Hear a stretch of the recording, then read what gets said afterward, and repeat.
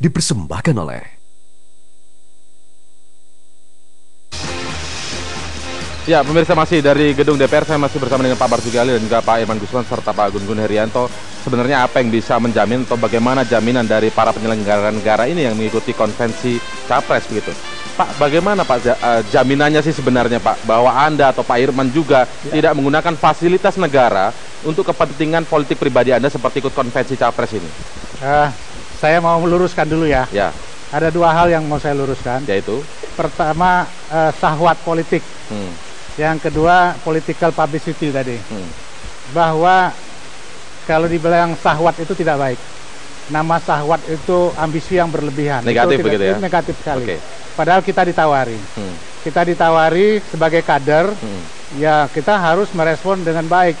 Masa kita sudah berpolitik, sudah membangun partai sejak awal, membesarkannya, kemudian diminta untuk running sebagai calon presiden. Kalau kita tidak merespon dengan baik, kita sebagai kader yang tidak bertanggung jawab. Itu saya luruskan. Jadi ini bukan syahwat politik ya. Yang kedua, political publicity mau nggak mau pasti terjadi.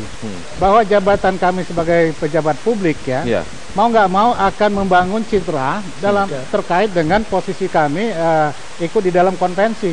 Tetapi apakah ya political publicity ini salah? Karena tidak ada cost yang dikeluarkan di sini. Kita bersinergi kepentingan boleh saja, tetapi tidak boleh ada yang satu dirugikan. Artinya apa? Kepentingan negara jangan dirugikan, kepentingan rakyat jangan.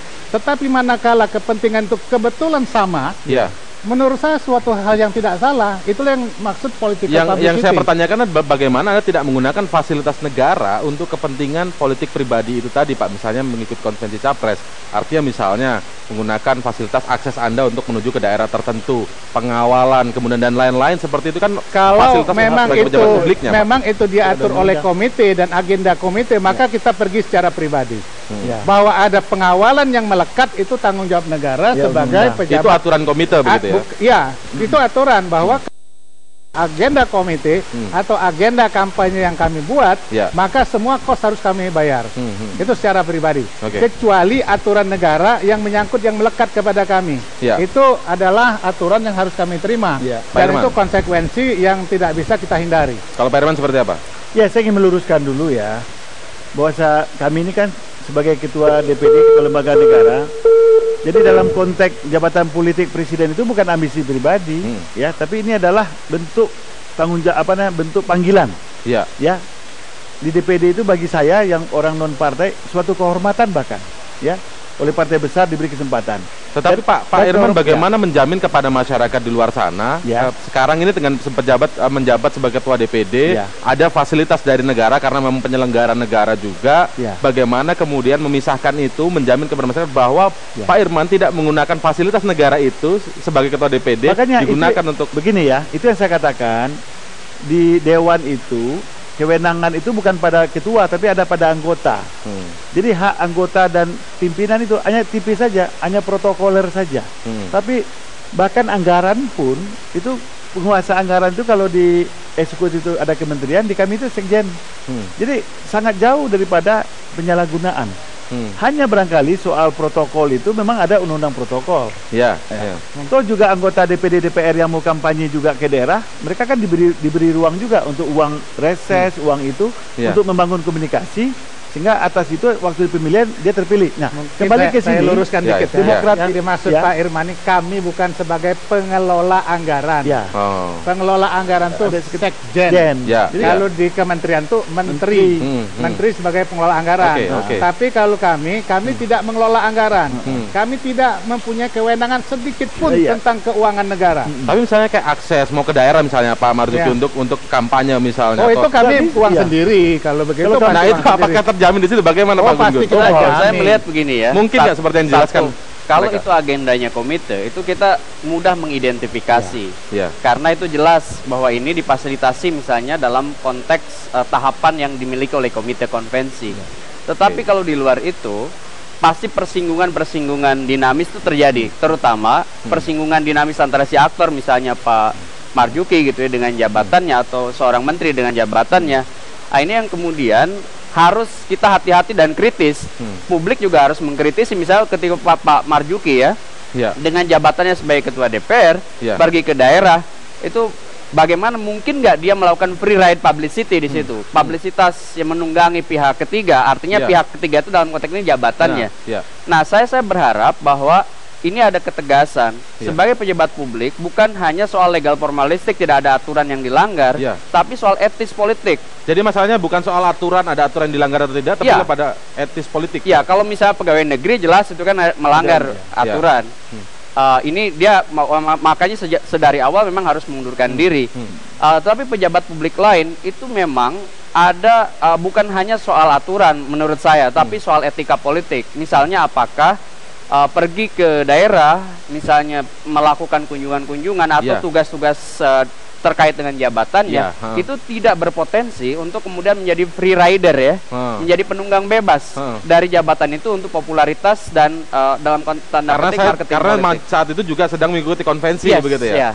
Bagaimana itu Pak Marzuki? Itu yang saya bilang tadi, political publicity. Tidak bisa terhindarkan. Di badan kita itu melekat. Ya, itu yang dianggap tidak etis itu Pak kemudian Pak. Etika ini yang saya bingung ya, kita tuh etika politik itu yang kira-kira menurut persepsi masing-masing. Kalau kita bahwa ada di dalam diri ini ikut dalam konvensi, diri kita ikut konvensi. Kemudian posisi kita sebagai apapun pasti melekat. Saya sebagai kader Partai Demokrat. Selama ini saya sebagai wakil ketua Majelis Tinggi Partai Demokrat. Apakah saya memegang jabatan tidak etis? Saya memegang jabatan ketua DPR.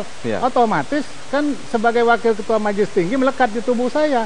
Nah, setiap perjalanan saya pasti terkait dengan warna saya sebagai kader Partai Demokrat. Apakah itu mengganggu? Apakah sebagai kader saya langsung, wah kalau gitu saya nggak boleh sebagai kader Partai Demokrat memegang jabatan apapun, karena saya memegang jabatan di partai politik. Wah, kalau begini caranya, tidak ada orang yang akan berpolitik. Orang berpolitik tapi itu. Pak Marzuki ketika diajukan atau menjabat sebagai ketua DPR begitu, mengetahui bahwa ini adalah tugas negara yang lebih utama begitu dibandingkan ketika mengikuti konvensi seperti Capres sekarang ini. Saya jamin tugas negara kita laksanakan dengan baik dan benar. Itu yang kata Pak Gun Gun tidak bisa dijamin dengan kalau bisa dong. Jadi begini ini tergantung hati masing-masing. Untuk publik bisa transparan kalau orang mau berpraduga silahkan. Tetapi apa yang kami lakukan ini kami tanggung jawab pribadi kami kepada rakyat dan kepada semuanya. Kalau saya melihat bukan hanya praduga, tapi di banyak kasus itu menjadi presiden, bahkan menjadi modus. Seperti pada saat misalnya jabatan publik itu melekat pada aktor yang berkontestasi, itu kerap kali memang berbenturan. Nah, perbenturan itu misalnya pada saat dia melakukan konsolidasi, konsolidasi kekuatan tentu. Nah, ini kemudian waktunya berhimpitan karena kan beliau-beliau misalnya sibuk. Nah, proses himpitan itu yang kemudian kerap kali mengundang kritisisme. Saya garis bawahi dulu. DPR ini pimpinan tidak punya anak buah. Berbeda jabatan yang dimaksud beliau. Menteri, dia punya dirjen, punya ini, dan misal saya nggak mau bicara menteri, bupati saja, gubernur. Dia punya istilahnya otoritas komando. Otoritas komando bisa menggerakkan seluruh birokrasinya untuk mendukung dia. Tapi Bapak kalau berbicara begini seolah-olah ketua DPR tidak punya power yang luar biasa. Tidak punya, memang tidak punya. Itu undang-undang. Undang-undang suara satu. Berarti, tapi ini bukan berarti merendahkan posisi ketua DPR. Tidak, ketua DPR kita hanya punya kehebatan dalam hal protokoler. Tapi kewenangan kita sebagai ketua lembaga negara tidak ada apa-apanya. Benar demikian? Betul. Yang saya maksud tadi konsolidasi itu bukan konsolidasi birokrasi di bawahnya seperti menteri ya. Tapi kan konsolidasi kekuatan itu bisa dengan internal sesama partai atau dengan kekuatan lain. Nah, ini yang kerap kali misalnya pada saat tugas itu kemudian sangat sulit kan membagi waktu.